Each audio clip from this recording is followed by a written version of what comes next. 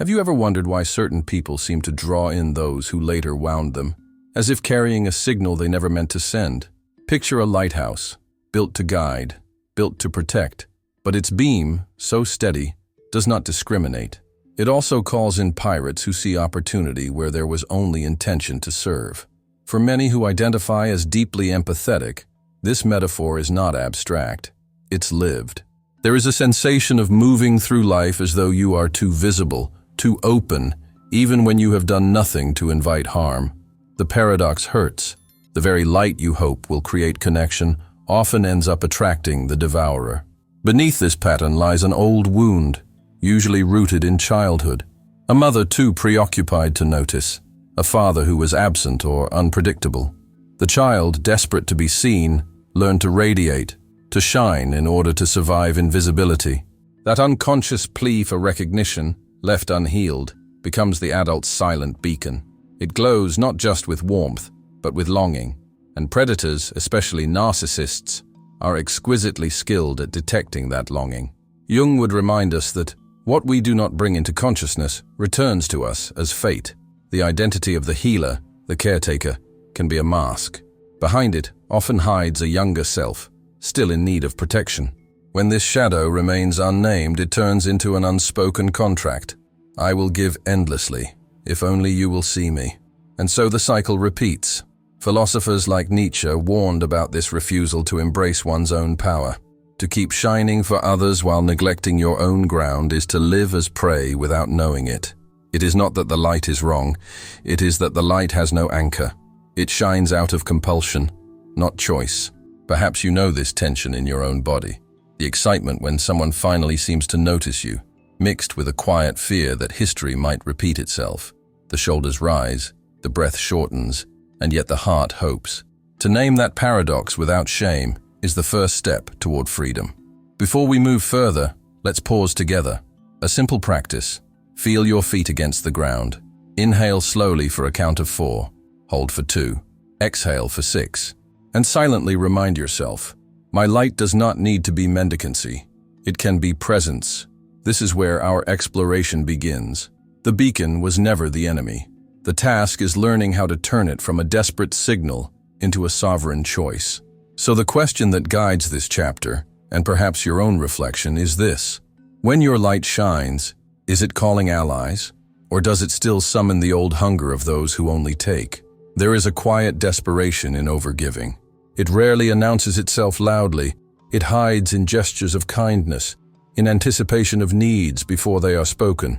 To the outside world, it looks noble, generous, even saintly. But to the one living it, there is a constant undercurrent. If I keep you satisfied, maybe you will not leave me. This is the wound that whispers.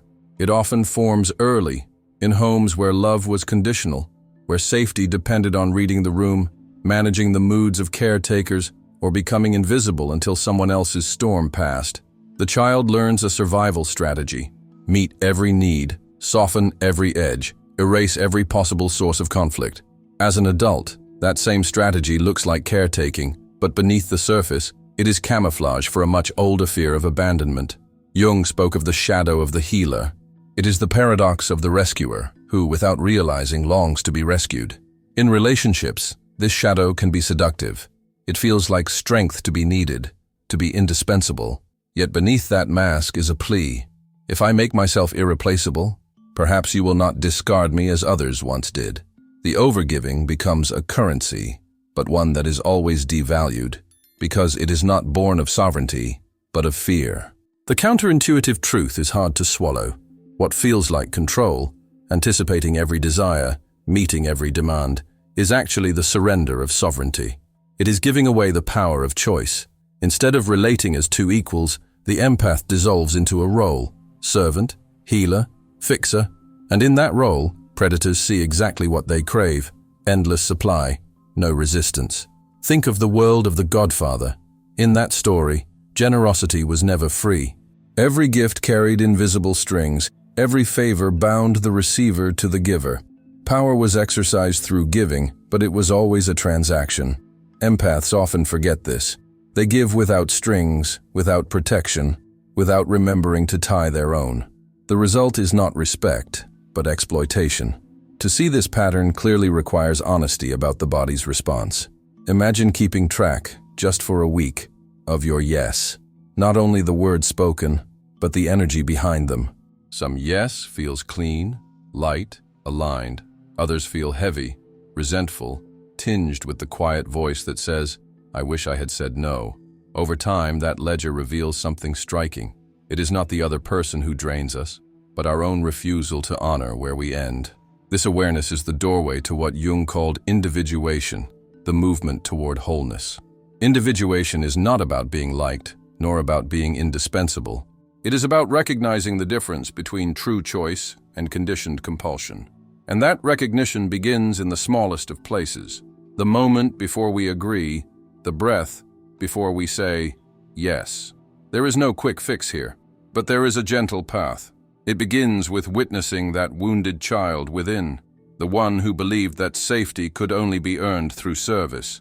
To look at that child with compassion, not contempt. To say, "You survived with brilliance." And now, we will try something different. In the stillness of that recognition, the whisper of the wound becomes audible, and once heard, it loses its grip. What once signaled prey can, in time, become the voice of sovereignty, the quiet strength that does not need to overgive to be safe. So let me leave you with a question for reflection. When you give, is it born of freedom, or is it still a disguised plea for safety? There is a reason why leaving a narcissistic relationship feels less like a decision and more like withdrawal from a drug. The body itself has been conditioned to crave the cycle. This is not weakness of character. It is the nervous system, wired by repetition and reinforced by chemistry. Dopamine, the neurotransmitter of anticipation, plays its part in the chase. Each time a narcissist withholds affection, every time they withdraw, and then suddenly return, the brain is flooded with spikes of dopamine. It is not the reward itself that hooks us, but the expectation of the reward. The irregularity of approval creates the same compulsion as gambling, the slot machine that sometimes pays, sometimes does not. The empath, waiting for recognition, stays in the game longer than is safe. Then comes oxytocin, the bonding hormone often called the cuddle chemical. In healthy love, it deepens trust. In toxic bonds, it becomes the glue that holds the cycle together. The narcissist knows this, even if only intuitively, by showing fragments of vulnerability, tears, confessions, sudden affection. They spark oxytocin in the empath, creating a bond that feels intimate, though it is built on manipulation. The body cannot tell the difference between real closeness and false closeness.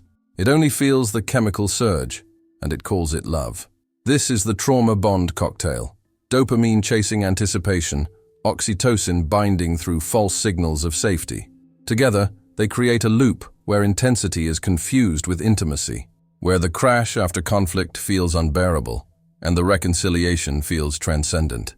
The empath is not addicted to the person alone, but to the cycle itself, the high of reunion after rupture, the illusion of safety after chaos.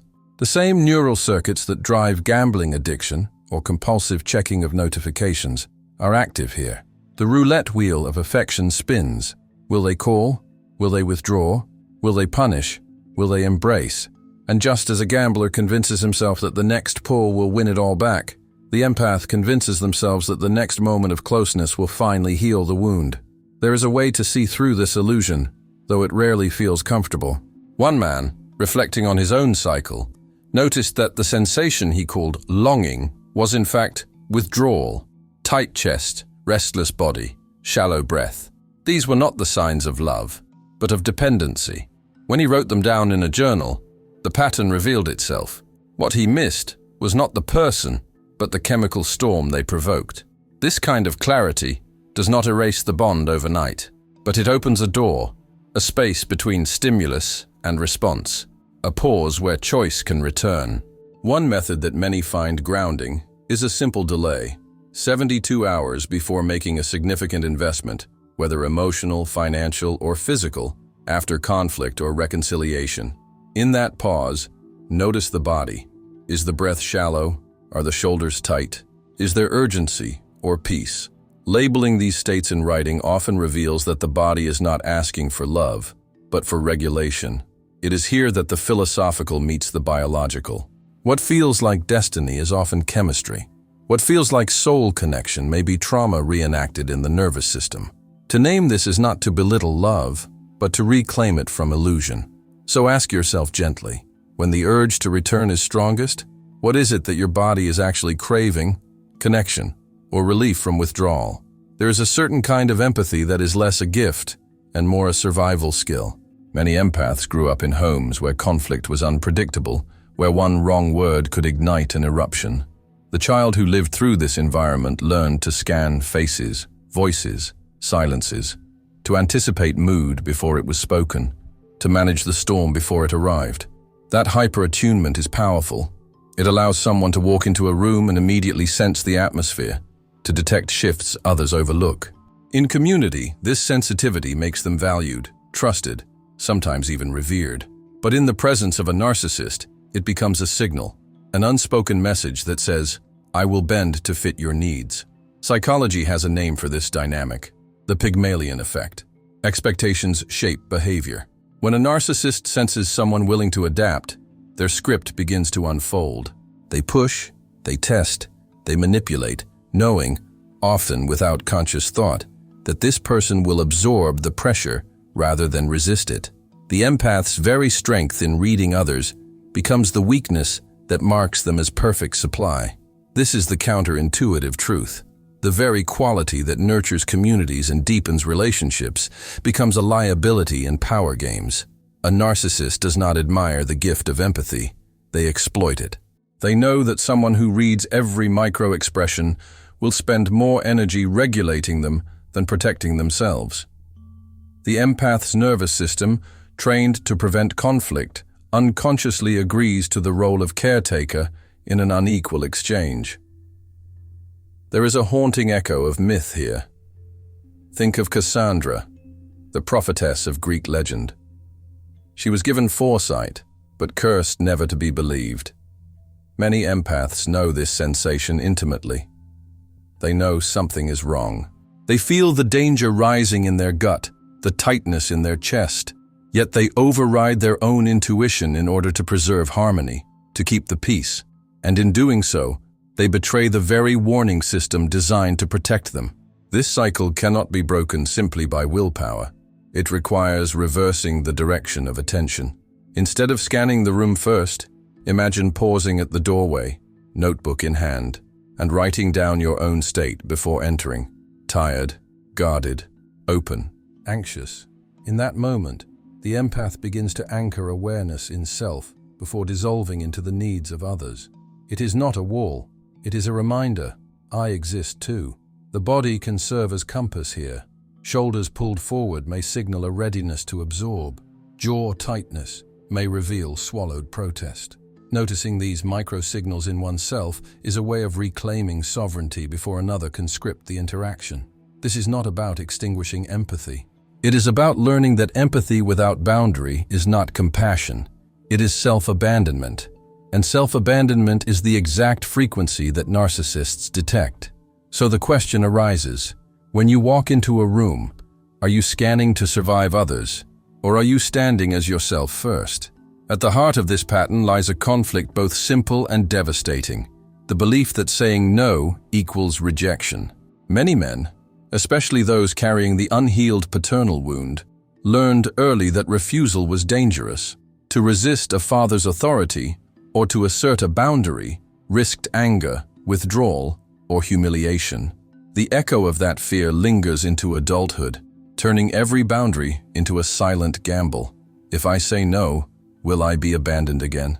Here is where the spell holds its power. The empath, equating limits with rejection, keeps signaling availability. Always open, always flexible, always willing. To predators, this is not seen as kindness. It is read as permission. The praise signal stays lit. Modern psychology offers another map here, self-determination theory. It teaches that true well-being rests on three pillars: autonomy, competence, and relatedness. Autonomy, the freedom to choose. Competence, the confidence that one's actions matter. Relatedness, the experience of connection without coercion. When these are present, bonds are healthy. When they are absent, bonds become prisons. The counterintuitive insight is this: limits are not walls, they are bridges. A bridge does not close off the land. It filters who is worthy of crossing. In relationships, boundaries are the same. They do not reject love, they refine it. They reveal who is able to meet you in respect and who only came to feed. For the empath, this shift begins in very small acts, declining one request a day, no matter how small, pausing before responding, allowing the silence to teach that not every demand deserves instant access, tracking the feeling afterward. Was it guilt or was it relief? Over time, patterns emerge. Guilt often comes first because it echoes the old training, but relief is the deeper compass, pointing toward alignment. History offers a parallel in the code of the samurai.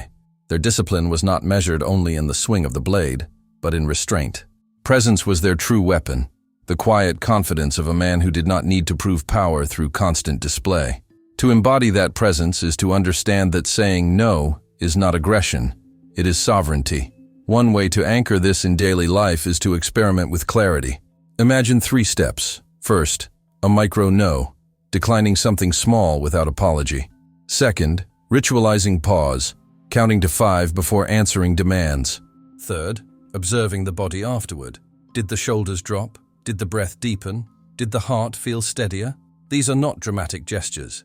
They are subtle rewirings of the nervous system, reminders that safety can exist alongside refusal. In time, the prey signal fades. The empath's light does not dim, it changes quality. It no longer shines as an open beacon for anyone passing by. It becomes presence, anchored, deliberate, sovereign. And in that shift, the predators lose their path. So consider this. When you say no, is it rejection?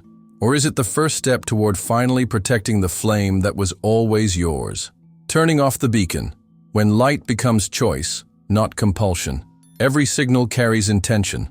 For the empath, the tragedy has been that intention and compulsion became entangled. The light was never purely a choice. It was survival disguised as generosity. And when survival dictates the shine, predators will always come. The work of disentanglement is not about extinguishing empathy. It is about reclaiming it as a resource rather than a reflex. Imagine a candle burning within monastery walls. Its flame is steady, but it is not exposed to every wanderer on the road. It illuminates sacred space, not the marketplace. Its light is not less. It is simply contained. This is the reframe. Empathy is not eradicated. It becomes anchored within sovereignty. Instead of broadcasting need into the night, the empath learns to choose when and where to shine. And that choice is the difference between being consumed and being respected. The predators that once followed the signal lose their map. Allies, however, still find their way. Because the light, when rooted in sovereignty, does not vanish. It clarifies. It warms those who approach with care, and it blinds those who come with manipulation. Perhaps the deepest freedom is this: realizing that the signal you once thought was destiny was in truth a pattern, and patterns can be rewritten. The child who once begged to be seen can grow into the adult who decides when and how to be visible. So the closing reflection is simple, though not easy. Your light is still yours. The question is not whether it shines, but whether it shines as compulsion or as choice. And maybe for you, the next step is not to answer that question immediately, but simply to sit with it. When you shine, is it a plea or is it a presence? That is where sovereignty begins.